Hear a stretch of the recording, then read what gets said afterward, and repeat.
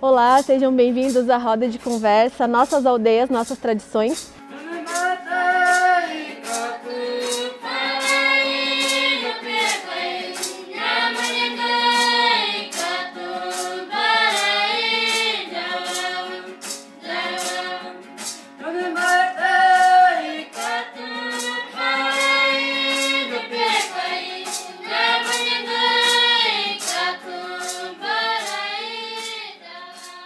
Eu sou Ana Camila e vou apresentar para vocês quem vai estar conosco hoje.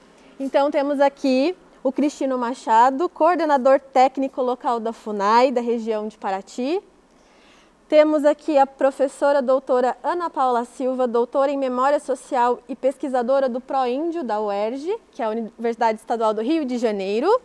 Temos aqui o Marcos Tupã, que é cacique da aldeia Boa Vista. Temos a prefeita Flávia Pascoal, primeira mulher prefeita eleita de Ubatuba. Temos o Cristiano Auaquirindiu, liderança da comunidade da aldeia Renascer, aldeia indígena Renascer, e professor coordenador da rede estadual. Temos o Ronaldo Mariano, que é representante da aldeia Rio Bonito, juntamente com a Rivanilde Silva, que também é liderança da Rio Bonito, lá na localidade. Então sejam todos bem-vindos. Lembrando que hoje vamos fazer um diálogo, com as perguntas enviadas pela Secretaria de Educação da Prefeitura Municipal de Ubatuba. E também estamos contando com a tradução com o intérprete de Libras, o Rodolfo Pires, que está fazendo essa tradução para a gente hoje. Então, queria dar boas-vindas a todos, agradecer por estarem aqui no dia de hoje para a gente falar sobre um assunto tão importante, que é a questão indígena. Em primeiro lugar, o nosso desejo é que os representantes das comunidades indígenas pudessem contar um pouquinho como vieram, como chegaram a Ubatuba e como permaneceram, que a gente sabe que existe a busca, principalmente do povo Guarani, pelo local abençoado, por um local que a terra seja produtiva. Então a gente queria que vocês pudessem compartilhar um pouquinho isso com a gente. Olá, bom dia. Quero agradecer e parabenizar este momento. Então, o primeiro contexto da pergunta em relação à questão Guarani. Os Guarani, principalmente os Tcheramões, os nossos ancestrais, os nossos anciãos, eles falaram que sempre os Guarani estiveram nesse continente, digamos assim, que é a América do Sul. E os Guarani ficavam mais centralizados no centro da terra, que é essa região do Paraguai, Argentina e Brasil, na época, antes da colonização. Depois de muito tempo, teve também a nossa passagem com os jesuítas, com as missões jesuíticas. O Guarani tem muito forte a espiritualidade e da busca da terra, do espaço, mas essa busca da travessia do grande mar, que seria atravessar o mar e alcançar o Imarãim, que quer dizer terra sem mal, E que com a reza, com o ritual, e que eles poderiam atravessar o grande mar e alcançar esse lugar que não precisava morrer, mas que com a luta e com a reza espiritualizada ele poderia atravessar com o corpo. Então essa busca já se falavam nesse período, nesse tempo, E aí houve essa guerra guaranítica, onde depois disso as famílias fortaleceram essa busca. Muitos parentes, muitas famílias perderam a vida nesse confronto de Paraguai e de espanhol, já nesse contexto da divisão de território colonial. E aí então o porquê, muitas famílias vieram, muitas famílias se instalaram na grande faixa litorânea, teve uma família muito conhecida, ainda mais recente, que é a família da Dona Catarina, e outras famílias que fizeram essa caminhada instalando aldeia nessa região da faixa litorânea que chegaram até Espírito Santo, né? Com o tempo, a gente sofreu muita pressão aqui nessa região, inclusive na década de 70, quando se construiu a estrada aqui, a BR Rio Santos, e a especulação imobiliária foram avançando para nossas aldeias e tivemos que, de fato, os meus pais, os caciques dessa época se organizaram buscando um reconhecimento territorial nessa região. Então, o meu pai, enquanto cacique, ele fez muita caminhada, muitas andanças, muitas informações. Ele teve que ir várias vezes em Brasília. Eu me lembro que ele fala que quando realizou as primeiras 3, 4 viagens, inclusive com os caciques para Brasília, ele viajou até de trem na época, né? Porque era passagem mais em conta, mais barato, e aí com pequena ajuda eles conseguiram ir a Brasília para reivindicar o direito à demarcação da terra, né? Porque até a FUNAI na época não reconhecia os Guarani aqui na região ou no estado de São Paulo. Mas Tupã, e essa questão de escolher exatamente aquele lugar, né, que vocês estão alocados ali, que é entre ali a região de Tamambuca e Prumirim, né, que vai o território de vocês, como que foi chegar a esse lugar especial? Porque lá é muito arborizado, é um lugar lindo, né? Como que vocês abraçaram aquele lugar como o lugar de vocês? Na nossa crença é que nós temos o pajé, né? Então, na época, quem conduzia a comunidade, as famílias, toda essa estrutura de família, era o pajé, o curandeiro ou rezador. E ele, nessas caminhadas, sempre os guaranis, sempre em busca dessa caminhada, e que ficava um tempo num certo lugar e depois ia para outro lugar, mas sempre ele que conduzia, mas não é só simplesmente sair de um lugar e ir para outro lugar. Uhum. Era através de alguma manifestação espiritual que recebia através do canto, da reza ou dos sonhos, né? O sonho é muito importante na nossa vida guarani, que mostra ou fala de ficar um tempo e de se deslocar para outro lugar. E com isso a gente deixa aquele espaço que a gente usou bastante tempo na roça, a gente deixa esse espaço para ela reflorestar de novo, né? Então, sempre essa condução dos Guarani. Primeiramente, Ariporã, né? Na minha língua tupi-guarani, que seria bom dia a todos. Agradeço a oportunidade, né, o convite, né, de estar representando a minha comunidade, né? E hoje eu acho que toda a comunidade indígena, né? Como foi falado perfeitamente, né? O Dia do Índio não é só lembrar do índio no mês de abril ou no Dia do Índio, né? Eu acho que a nossa história ela não começa em 1500, né? Ela começa bem antes disso, né? E como que a gente chegou aqui em Ubatuba, né? Meu pai, ele sempre foi uma pessoa muito preocupada em questão da cultura, né? Então ele fundou, a primeira aldeia que meu pai fundou foi a aldeia que hoje é povoada pelo povo Guarani, né? Que é a aldeia Itaoca, né? A aldeia Itaoca que fica em Manganguá, meu pai foi o fundador daquela aldeia, né? Porque ele queria desenvolver o trabalho de preservação da cultura, né? Principalmente para o povo Tupi-Guarani, né? Porque o povo Guarani, eles têm mais não sei se é porque do contato com o não índio, né? Que veio há pouco tempo, né? O Tupi-Guarani ele já sofreu esse contato de imediato, né? Com os portugueses, né? Então o Guarani em questão de cultura eles têm mais uma preservação, né? A língua, e o Tupi-Guarani ele tá, vamos dizer assim, a gente tinha uma preocupação de ele perder, né? Principalmente a língua. Então meu pai ele tinha esse trabalho, ele fundou a aldeia Itaoca para fazer esse trabalho, ficou por um tempo, né? E num sonho ele teve um sonho que ele teria que vir para cá, para a cidade de Ubatuba, né? E fundar uma aldeia, uma comunidade. E viemos para Ubatuba. E foi quando teve aquela filmagem, o Randstaden, né? Na aldeia do Corcovado. E convidaram meu pai para lá.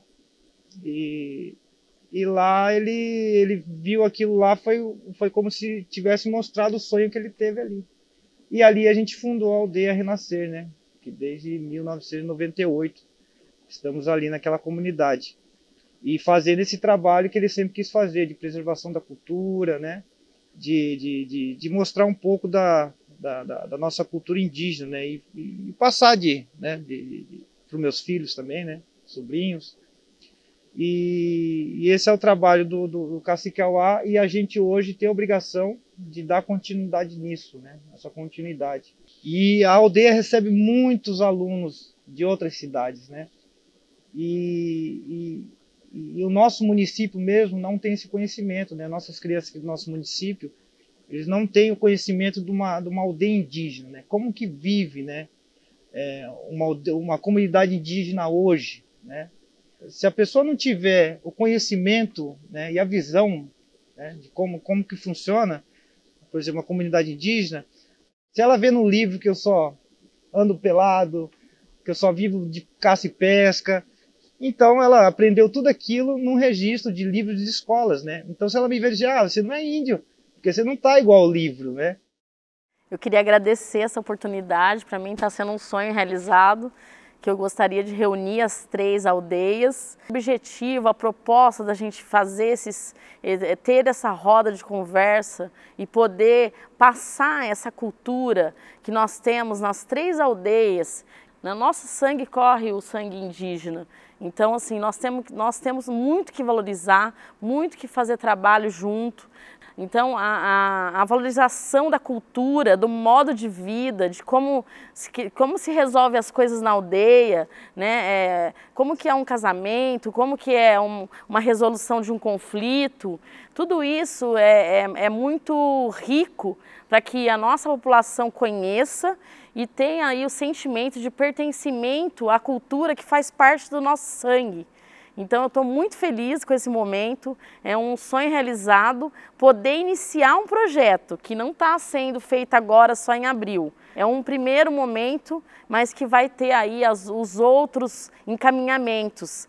E vamos sim, quero pedir para as escolas do ensino fundamental, da educação infantil, que valorizem os professores, que busquem conhecer mais as nossas aldeias, né, conhecer os costumes, e nós temos muito que aprender com vocês, viu?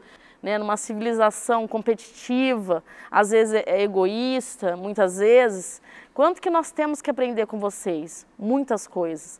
Então eu quero poder, à frente do município, valorizar e fazer com que a nossa sociedade aprenda com a cultura indígena e valorizar os povos que nós temos aqui e as 3 aldeias. Jaúde, meu nome é Ronaldo, em Guarani é Caraí. Contar um pouquinho da nossa vinda também, como o cacique Marco Tupã já tinha falado, sobre nós Guarani de acreditar no sonho da iluminação para ir a um determinado lugar, de escolher um lugar. Não é a gente que escolhe. Então, com isso, a gente veio de Paraty, a gente morava lá em Paraty, bastante tempo já. A gente resolveu sair de lá. Conseguimos falar com o Marco Tupã, com o pai dele. Daí a gente veio para cá, para Ubatuba, para conhecer. Aí o Marco Tupã trouxe a gente para mostrar o lugar. Aí na hora que a gente viu lá, decidimos na hora vir para cá sem pensar 2 vezes. E também para vir, a gente teve essa iluminação também para vir. Então a gente acredita muito nisso, a gente não vem assim de qualquer forma, por conta própria. A gente acredita que sempre tem a mão de Deus nisso para nós Guarani caminhar, para ir para um lugar, para ter uma vida mais tranquila, de escolher um lugar certo para a comunidade. A gente já está há 3 anos lá, com a comunidade pequena ainda, como uma aldeia nova. São 12 famílias. E tranquilo, feliz também pelo lugar que tem muita mata, tem muitos animais, tem o rio, a água que não falta lá. Que a doutora Ana Paula pudesse colocar, como que a colonização, né, e a chegada dos povos aqui no continente contribuiu para que os próprios povos indígenas fossem se espalhando, né, pelos demais territórios do Brasil onde não havia ocupação e encontrando esses lugares e fortalecendo esse pertencimento, né? O Brasil, que é hoje o Brasil, o território brasileiro, ele era todo povoado por vários povos indígenas, né? A teoria dos especialistas é que no momento em que chegou os europeus colonizadores, havia milhões, quase 10 milhões, né, falantes de mais de 1000 línguas. Então, para você ver que quase 5 séculos de colonização, né, e pós-colonização, muitos povos indígenas foram eliminados, né, foram exterminados, não só pela presença, por guerras, né, pela presença do europeu, mas por doenças, né? O Brasil, de um modo geral, todo o território brasileiro, ele era povoado. E alguns povos, né, igual aquela imagem muito linda do Vero de Castro, que é um antropólogo do Museu Nacional, ele fala que toda a América era um tapete de povos. E com a chegada do europeu, esse tapete foi destecido, né, foi desfiado, principalmente, claro, com a presença, mas alguns foram mortos por doenças. Inclusive, saiu recentemente um relatório da ONU mostrando que onde há povos indígenas, populações tradicionais, chamados povos tribais, é onde o meio ambiente está mais preservado. Isso é muito importante, né? Daí essa relação dos indígenas com a terra, com a preservação do meio ambiente, isso é muito, muito importante, né? E acho que isso também tem que ficar muito claro para as pessoas, para as escolas, né, para valorizar os povos indígenas, porque esses conhecimentos, que eles são os guardiões da floresta, né, na verdade. Hoje eles são guardiões, porque a luta dos povos indígenas para a demarcação de terras, dos seus territórios, das terras, é também uma luta para manter a floresta viva, para manter a nossa floresta em terra. Eu vou pedir para o Cristino, que é da FUNAI, falar como que a FUNAI hoje, ela contribui com os povos indígenas nessa questão, né, da demarcação de terra, que a gente sabe que a aldeia Boa Vista está, né, tá revendo, né, um pouco do território, a Renascer está nessa luta, né, de oficialização e tudo mais. Então a gente queria saber como que a FUNAI ela oferece esse apoio, né, como que é o trabalho. A gente hoje passa por um momento muito delicado, é um momento político muito delicado para toda a questão nacional, para a questão indígena, né? Porque existe a FUNAI como um órgão de Estado, né? Existe a FUNAI como um órgão governamental, né? E geralmente o governamental ele não toma totalmente o papel de Estado e ele começa a desenvolver políticas para mediar conflitos entre outras populações, entre outros segmentos. Então hoje a gente tem uma pressão muito grande dos garimpeiros, dos ruralistas, dos agronegócios, em cima de uma visão equivocada de que 13% do território brasileiro para comunidades indígenas é uma questão absurda. Não se pode garantir 13% de território para a comunidade indígena. E isso traz realmente uma dificuldade da gente trabalhar pela falta de contexto, pela falta de diálogo, de análise do que é isso realmente, né? Do que é realmente que se enxerga esses 13%. Se você pega 13% do total de área que hoje são áreas demarcadas território indígena, é a maior área preservada no Brasil, é a maior área de preservação ambiental do Brasil, é a maior área de garantia de sequestro de carbono no país, a maior área que existe de mananciais de água no país. São todas questões que não estão ligadas só com o componente indígena. São questões que a vitalidade, a vida das comunidades hoje, não só das comunidades indígenas, da nossa sociedade em geral, né? Nós estamos num processo que pode caminhar para um caos relacionado, se não existir políticas fortes, políticas decisivas na análise concreta disso, porque senão vai ter um problema que... E aí você tem hoje uma situação de um governo que ele está muito mais voltado para a questão de provimento, de prover comunidade, de prover a população nacional, sem uma análise mais crítica disso. E isso traz um conflito muito grande, que você traz um desenvolvimento sem uma análise de tudo aquilo que dá uma preservação da cultura em geral, não só da cultura indígena, da cultura do não indígena também. Que isso vai trazer problemas muito grandes. Você vai trazer um olhar de que se você tiver garimpo, você pode florar, se você tiver floresta, você vai poder florar, porque você precisa de dinheiro. Você tem valor econômico em cima disso. Mas se o valor econômico não for discutido, pensado, num todo um sistema de construção das comunidades indígenas, né, que tem a ver com a questão da política nacional indígena, que é construída vamos dizer aqui, há 50 anos, que é mais ou menos o tempo de vida da FUNAI. Até ali então, simplesmente era uma coisa meio colonialista, não existia uma política voltada. Com a Constituição de 88, isso se reforçou muito. Trouxe a questão dos direitos indígenas muito clara, de uma forma para entender realmente, cara, por que os índios precisam ter políticas que defendam tudo isso aqui. E isso não trouxe também uma visibilidade, assim como a Flávia está defendendo. Ela não está defendendo a questão de apenas comunidade indígena. Ela está defendendo a questão do respeito da nossa sociedade, de conhecer o ente indígena, né? E saber que ele é um elemento de preservação para o município dela enquanto Estado.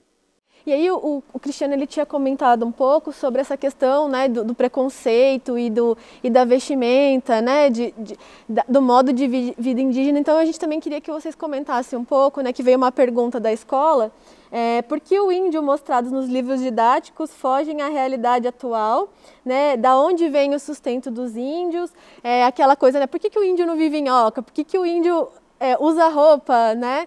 Que existe um estereótipo que a sociedade, às vezes, por falta até de conhecimento, não tem essa oportunidade de saber. Então, a gente queria que vocês comentassem um pouco sobre isso. Como é o modo de vida indígena, né? De super importância, né? A sociedade, as crianças do nosso município ter conhecimento, né? Participar de como funciona o processo de uma comunidade indígena, né? Quando você olha para uma aldeia, né, indígena, né? Muito bem a fala do Cristino, né? É uma área totalmente de preservação mesmo, né? O indígena, ele é um guardião, né? Não só guardião da mata, né? Mas só que a gente não consegue viver mais igual antigamente, né? Por essa obrigação que a gente tem de preservar, né? Então a gente não vive mais de caça e pesca, né? A gente não consegue viver mais dessa forma. E o que a gente desenvolve? A gente desenvolve projetos através da FUNAI, de parceiros, né? Hoje a Aldeia Renascer, só voltando, é uma aldeia que está aí o Cristino de prova, que é um exemplo para as demais aldeias do nosso estado, né? É uma aldeia que desenvolve um trabalho ecológico, né?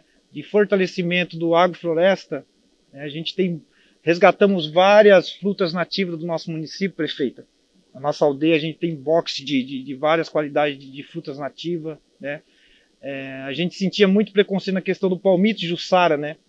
Que hoje também a gente não corta mais o palmito de Jussara, porque a gente, junto com a FUNAI, desenvolvemos um trabalho de plantio do palmito pupunha, né? Então a gente tem mais de 30 mil pés de pupunha plantado na nossa comunidade. Não é porque o índio queria viver naquelas condições de casa de sapê. É o que ele tinha no momento, né? É o que ele tinha no momento para viver daquela forma, né? Hoje, a gente tem essas moradias típicas, né? Onde famílias moram também, né? Mas aquele indígena que consegue ter uma condição melhor, ele está fazendo sua casa de alvenaria, né? Ele está evoluindo, porque isso é o normal da vida, né? Mas só que o importante para a gente é continuar mantendo nossos costumes, né? Nossa crença, né? A nossa língua, né? Isso não vai, se a gente usar uma roupa ou tiver com tênis bonito, isso não vai fazer a gente deixar de ser indígena, né? E o que interfere muito na visão de uma criança é isso, é esses materiais didáticos que estão totalmente ultrapassados, né? Eles mostram um indígena, não é um indígena aqui da nossa região, eles mostram um indígena lá do Xingu, né? Lá do Amazonas, né? Que também já está sofrendo com um processo de modernidade, né? O trabalho da escola da Aldeia Renascer é de fazer com que os alunos indígenas eles preservem a sua cultura, mas também que não deixem de aprender a cultura do não indígena. O professor Bessa discute num texto chamado 5 Equívocos, né? Ele fala exatamente qual é a visão que a maioria da população brasileira tem dos povos indígenas. É isso, que o índio é do passado, os índios estão na Amazônia, né? As pessoas sempre falam, os índios estão na Amazônia. Não, esses índios aqui, esses índios de roupa, de celular, eles não são mais índios. Os índios são preguiçosos, os índios não são brasileiros. Então, quer dizer, tudo isso foi construído numa historiografia convencional que hoje tem os povos indígenas e vários pesquisadores tentam, né? Nós estamos buscando desconstruir essas ideias, mas essas ideias, quando elas estão estranhadas na cabeça das pessoas, é muito difícil. Você fica falando o tempo todo, são povos, são Guarani, são Munduruku, são Pataxó, mas as pessoas veem índio. Índio coloca todo mundo de forma genérica, né, num pacote só. Quando nós falamos europeus, né, os europeus, todo mundo tem ideia de que lá estão os franceses, estão os ingleses, estão os portugueses, os espanhóis. Só que quando falam índio aqui, todo mundo acha que é a mesma coisa, entendeu? Então não é a mesma coisa. Existem vários povos indígenas com línguas, culturas, com formas de organização muito diferentes. Algumas a gente sequer conhece. Né? Porque, por exemplo, esses índios isolados já tiveram experiências muito ruins com o não indígena e hoje eles não querem ver não indígena, quer dizer, os brancos, né, chamados brancos, né? E outra coisa, eles têm que entrar também na grade curricular das universidades, porque hoje nós temos a Lei 11.645 que obriga o ensino das culturas indígenas, suas línguas nas escolas, mas não obriga nas universidades. Coisa bacana de vocês estão fazendo essa ponte com os povos indígenas é construir materiais didáticos, construir atividades juntos com os povos indígenas para desconstruir esses estereótipos. Porque realmente, as crianças vêm ali no dia 19, coloca as crianças com arco e flecha, com pena, as pinta e as crianças ficam... Primeiro, qual é o indígena hoje que fala acho que nunca fez. Inclusive, as lideranças ficam muito chateadas, né? Quando vem crianças que ficam fazendo que isso não é uma característica, isso não faz parte da cultura indígena. Então tem que dizer, olha, o 19 de abril foi criado, Dia do Índio, foi criado no contexto do governo do Vargas. Hoje os movimentos indígenas já questionaram essa data, né? Porque tem agosto, também tem o Dia das Mulheres, em setembro, que é o Dia da Amazônia. Então, os movimentos indígenas também estão mostrando que, olha, nós não queremos mais ser lembrados apenas no 19 de abril, porque o Dia do Índio é todo dia. E os índios fazem parte da história da sociedade brasileira. E é isso que as pessoas precisam entender, né? É como o Ronaldo falou, tem que olhar com carinho. A Sandra Benítez, também, que é antropóloga do Museu Nacional, ela fala assim, olha, a população brasileira precisa olhar com afeto, com coração, para as populações indígenas, né? Então, acho que falta um pouco isso, o desenvolvimento de atividades junto com os indígenas, levar as escolas, também levar os índios para as escolas, entendeu? Mostrar que eles possuem características muito diversas da nossa e que eles são parte dessa sociedade. Isso que é muito importante. Muito bem colocada a fala da doutora, e eu sou educadora, né? Fui diretora de escola e sempre pensei dessa forma. Inclusive, na época, levei a aldeia, né? Alguns convidados da aldeia Boa Vista para dentro da escola, que também é uma opção da gente fazer, né? Então, não há o que se reclamar, eu não consigo levar, mas eu consigo trazer. Então, assim, eu acho que nós temos que, o nosso município se destacar enquanto política educacional de valorização da cultura indígena. Esse é o nosso objetivo, está bem claro, isso eu tenho deixado bem claro para o governo. E também colocar, como muito bem foi falado aqui pela Camila e pela doutora, o protagonismo, né, dos indígenas para com a educação das nossas crianças. Então, isso só vai se dar nessa relação. E acho interessante também, como foi falado aqui, essa questão da relação, né, do respeito, de como que é ensinado para as crianças esse empoderamento, de poder falar como que é a relação, porque nas aldeias, né, desde pequeno, são próprias pessoas das aldeias que ensinam as crianças, principalmente para essa questão de preservar a cultura, né, de poder ensinar o idioma, né, para depois também fazer essa transição para ensinar o português e tudo mais. Então, como que é essa relação da figura, né, de quem ensina com os estudantes? Porque a gente vê essa necessidade, né, do respeito, essa coletividade, né, como o Tupã falou, assim, a gente tenta não incentivar essa competitividade, né? Então, como que é essa relação? Que a gente tem relatos de várias dificuldades de professores nas escolas, né, enfrentando desacato e tudo mais. Como que vocês cultivam essa relação entre os alunos e professores dentro das aldeias? Nós temos, né, na aldeia 2 espaços, na verdade, né? Uhum. Nós temos a nossa vivência com as próprias famílias, primeiro na casa, né, na família, e nós temos o outro espaço que é a casa de reza. Né? Uhum. E a casa de reza ali, além da reza, é um espaço de decisão também, de decisão importante para a comunidade, para as aldeias, né, o desenvolvimento não só cultural, até outros assuntos externos que a gente discute na casa de reza, mas tem um momento que nós reunimos especificamente para falar da importância, né, da nossa luta, da nossa vida, e que nós passamos essa orientação para os jovens, de como ele faz parte de uma comunidade, faz parte de uma família, não só dentro de casa, mas enquanto povo, enquanto família Guarani. Para nós é diferenciado, a gente tem o nosso conhecimento, nossa aprendizagem própria, na casa de reza e no convívio, e essa questão da escrita e da leitura. Então, e aí falamos muito dessa competição, né, nós queremos que eles estudam, nós queremos que eles se informem. Quando falo em questão de respeito, né, respeito dentro de uma comunidade indígena, né, é uma coisa assim que a gente já nasce com isso, né, principalmente dentro de uma comunidade indígena, onde a gente tem nosso Alguaçu, que a gente fala no Tupi-Guarani, né, que seria a nossa casa de reza, né. Então ali é a nossa verdadeira escola, né, ali que a gente aprende o respeito, né, não só o respeito entre as pessoas, mas o respeito entre a natureza, né.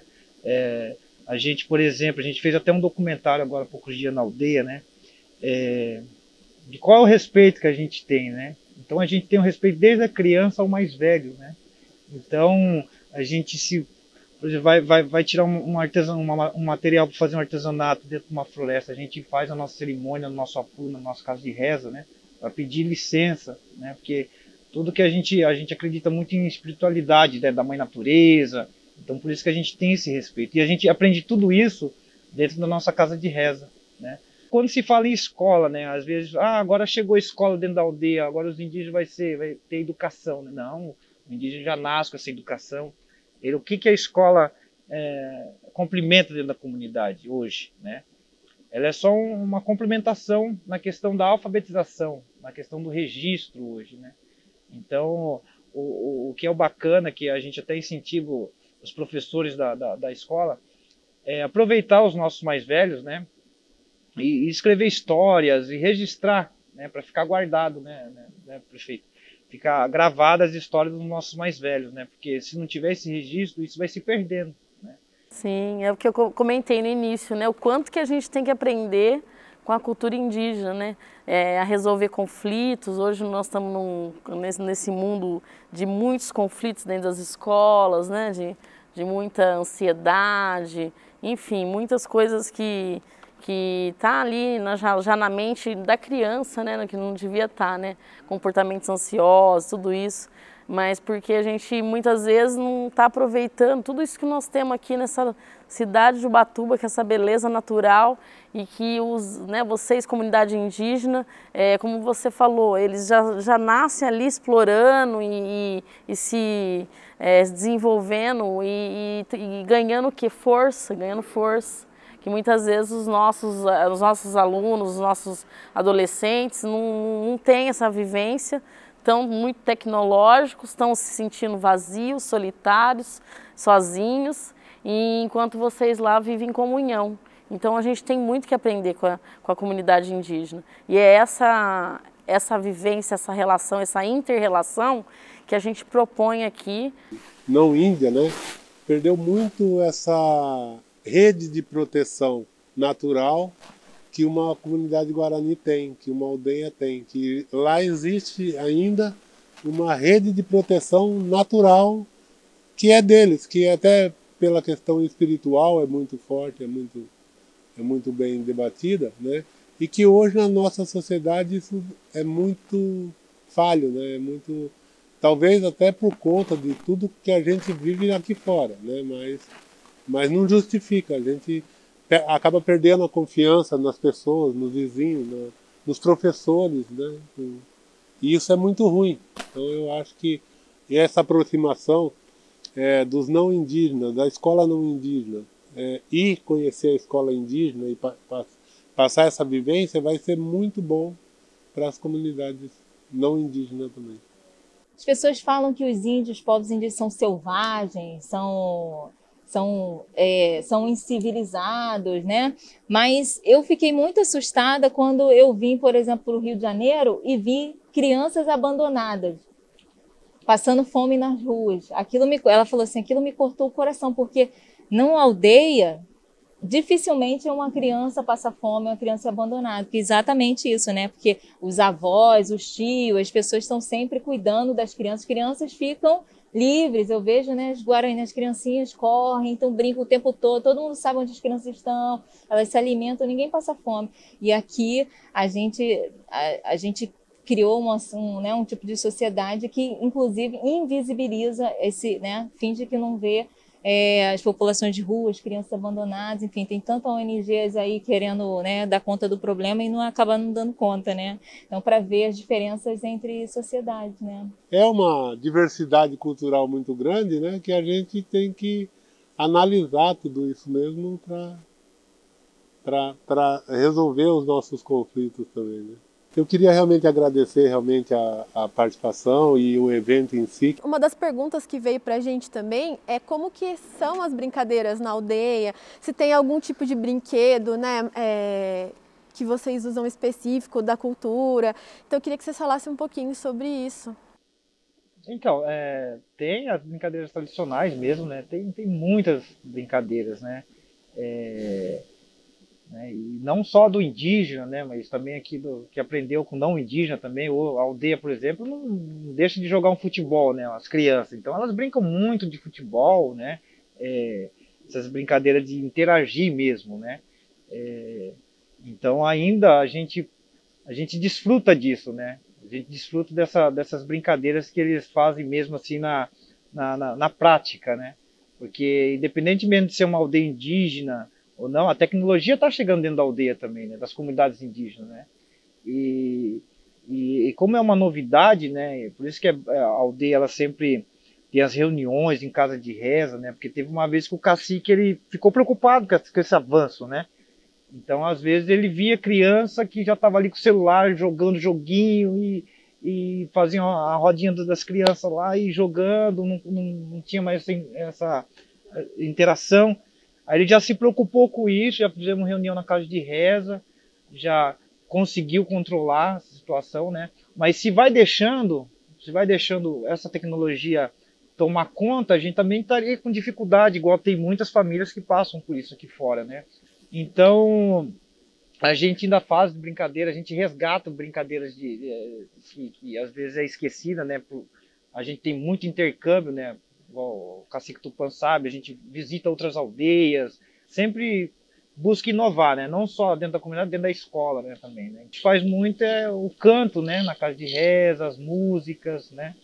Então é uma forma também das crianças, elas né, descontrai, né? Então a gente desenvolve muitas coisas ainda cultural mesmo.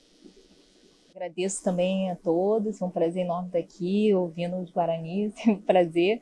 Ouvir as comunidades, saber quais são as demandas, quais são os desafios e como eles querem ser vistos pela sociedade, pelas escolas. Então é muito importante, com esse diálogo com os indígenas, caminhar, né? Se diaguatar aí, uma caminhada que é um conceito tão importante para os Guarani, como o Cristina falou da mobilidade, eu acho que esse caminho e essa abertura deve ser criada junto com os povos indígenas, com os povos tradicionais aqui, não só indígena, mas quilombola, caiçara, para mostrar quanto que a cidade é rica também nessa diversidade sociocultural e linguística. É isso. Muito obrigada.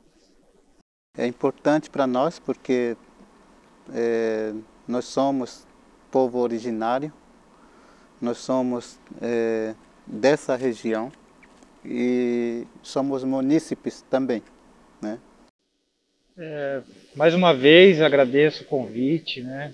É um prazer estar aqui, da prefeita, de todos aqui. Muito obrigado por essa oportunidade, né? Eu acho que a comunidade indígena ela está aí, né? Há muito tempo, né? Agora e a gente fica tipo assim com grande orgulho mesmo, não é de poder mostrar para vocês, né? O que temos na nossa aldeia, né? O trabalho que hoje a aldeia faz e o que ela pode mostrar e compartilhar com vocês aqui fora, né? Então será um prazer receber, se a gente fizer um projeto de receber as crianças aí do município, né? Dentro da comunidade indígena, será um prazer. E eu acho que tem a ganhar a aldeia e o município, né? Então a gente está disposto aí a fazer essa parceria, né? E mostrar o trabalho que vem sendo feito nas 3 comunidades aqui de Ubatuba, né? Porque quando se fala em questão indígena, né, tem, igual a doutora, né, falou, né, é muito diferente, né? Índio não é tudo igual, né? Marco Tupã ele é Guarani, né? Guarani-Buá, né? Eu sou Tupi-Guarani, né? Então tem muita diferença, né? Em cultura, em costumes, né? Então, para que a população saiba, né, diferenciar esses povos, né? E eu fico muito feliz de poder estar aqui com vocês e compartilhar alguma coisinha de conhecimento que eu aprendi com os mais velhos, né? E também agradeço a todo mundo, a Fundate principalmente, a prefeita que recebeu a gente com braços abertos também. E só agradecer também. Obrigada.